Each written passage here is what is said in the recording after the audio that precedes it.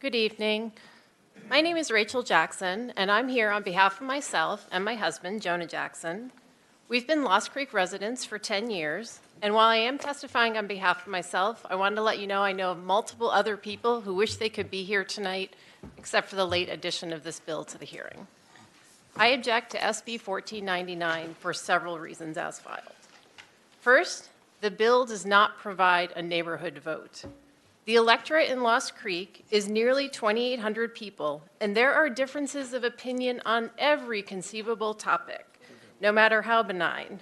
Topics that have sparked controversy in the past include whether we should install more sidewalks in Lost Creek, whether we should employ more traffic calming measures. Disannexation is a far more complex issue with more serious ramifications, many of which have not yet been addressed.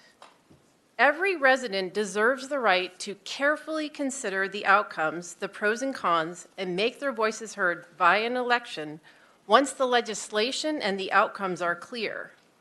You will hear from proponents of this bill that a majority of the neighborhood supports this effort, and while there is undoubtedly a lot of interest in it, even 1,000 signatures on a petition is less than half of the electorate on a bill that is not yet even final. Lost Creek deserves a vote.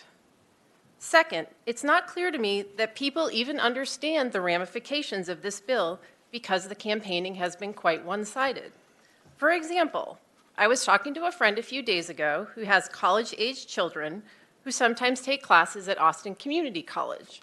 I asked if she was aware that if we disannex, we would then have to pay out-of-district tuition and fees for ACC. She was very surprised to hear that. A student taking a course load of 12 credit hours per semester would go from paying $1,020 to paying $4,332, a difference of $3,312 per semester. Multiplied by 2 for the academic year, that's over $6,600. So for some people, it may actually be a net increase to disannex. Another example, on our local next door site, a resident asked and was upset to learn that if we disannex, Lost Creek residents would no longer be able to vote in city elections. As we have heard here tonight, there is a very important election coming up in May, and I think many people want to vote on that. Third, if disannexation were to happen, it further kneecaps the city of Austin to provide much-needed services.